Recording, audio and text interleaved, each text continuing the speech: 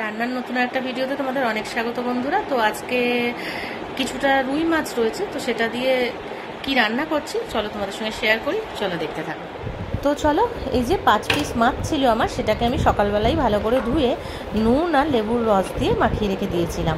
প্রায় আধা ঘন্টা মতন মাখিয়ে রেখেছি। এতে করে মাছের যেমন আষ্টে গন্ধটা চলে যাবে, তেমন মাছটা কিন্তু একদমই গলবে না, মানে ভেঙে যাবে না। এখানে একটা গন্ধরাজ লেবু বাড়ির গাছে নিয়েছি, সেটা ঘষে উপরের খোসাটা দিয়ে দিলাম, আর একটু নুন দেবো। আর এরপরে এক এক করে দিতে থাকবো।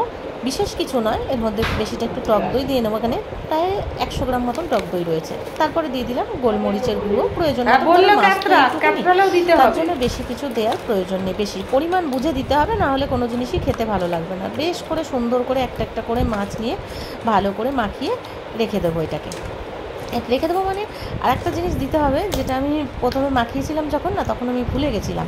তারপরে কি আমার হঠাৎ করে আমার মনে পড়লো যে আসল জিনিসটাই তো দেওয়া হয়নি, গন্ধরাজ লেবুর রসটাই তো আমি দিইনি। তারপরে লেবুটা ঘষার যেখানটা ঘষেছিলাম ওখান দিয়ে একটু কেটে নিলাম, কেটে নিয়ে আবার রসটার মধ্যে দিয়ে দিলাম খানিকটা। এই একটা সাইড যতটা কেটেছি তার পুরোটা রসই দিয়ে দিয়েছি। এটা একটু টকটকই হয়। তো দিয়ে এটাকেও ভালো করে মাখিয়ে নেব।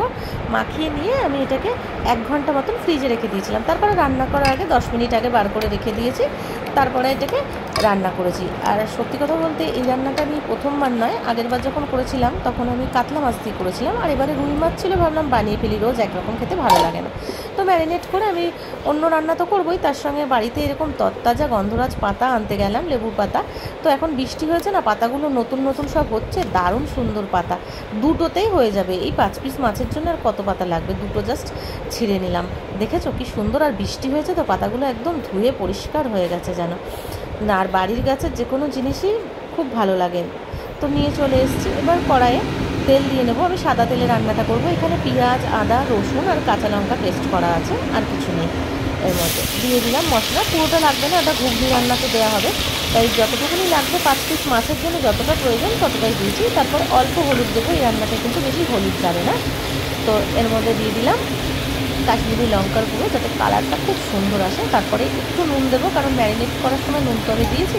আর একটু চিনি দিয়ে দেবো, দিয়ে খুব ভালো করে মশলাটা কষিয়ে নেবো। বেশিক্ষণ কষাতে হয় না, অল্প সময় কষালে একদম সুন্দর তেল বেরিয়ে আসবে। আর এদিকে দেখো মাছটা ম্যারিনেট করা ছিল, এবার আমি ওর মধ্যে ঢেলে দিলাম। ঢেলে দিলে কিন্তু গ্যাসের ফ্লেমটা কিন্তু এই পর্যায়ে লো রাখতে হবে, নাহলে কিন্তু ছানার মতন কেটে যেতে পারে দইটাও, একটা জলকাটা জলকাটা ভাব হয়ে যায়, তখন কিন্তু একদমই ভালো লাগবে না দেখতে, আর খেতেও সেই স্বাদটা আসে না। তা গ্যাসের ফ্লেমটা কমিয়ে দিয়ে এটাকে বেশ কষাতে থাকবো, মিডিয়াম হাই ফ্লেমেই আর কি। একদম যখন কষিয়ে এইটা থেকে তেল বেরিয়ে আসবে, তখন আমি ওই বাটিটা ধুয়েই একটুখানি জল দিয়ে দেবো। দিয়ে দেখো, দেখতে পাচ্ছ কতটা তেল বেরিয়ে এসছে কষা থেকে, খুব সুন্দর হয় এইভাবে কষিয়ে নিলে। মাছ কিন্তু ভাঙবে না, লেবু দিয়ে কিন্তু মাখানো ছিল, তারপরে আবার দই দিয়েও ম্যারিনেট করা ছিল। এবার আবার জল দিয়ে দিলাম, ওই বাটিটা ধুয়ে 1.5 কাপ মতন হবে হয়তো, দিয়ে ঢাকা চাপা দিয়ে রান্না করলাম। একদম যখন ঝোলটা টেনে টেনে আসবে, এরকম এরকম তেল বেরিয়ে আসবে, তখন লেবু পাতা দুটো ছিঁড়ে আর ওই যে লেবুটা আমি দিয়েছিলাম রসটা, সেটাকেই টুকরো টুকরো করে কেটে ওর মধ্যে দিয়ে দেবো, কারণ অলরেডি টক হয়ে গেছে। আর ওই লেবু আর অন্য লেবু দেওয়ার প্রয়োজন নেই, ওই যেটা দিয়ে রস বার করে নিচ্ছি ওটা দিয়ে দিলেই হবে, জাস্ট গন্ধটা সুন্দর আসবে। আর ওতেই অনেকটাও থাকে, সেটাতেই যথেষ্ট টক হয়ে যায়। দিয়ে এবার একটু ঢাকা চাপা দিয়ে দেবো, বাস ঢাকনা খুললেই রেডি হয়ে যাবে আমার রান্নাটা। এই পর্যায়ে রান্না গ্যাস চালিয়ে রাখতে হয় না, বন্ধ করে দিতে হয়। তো কেমন লাগলো অবশ্যই কমেন্ট করে জানিও, ভালো লাগলে লাইক করো, শেয়ার করো, টাটা।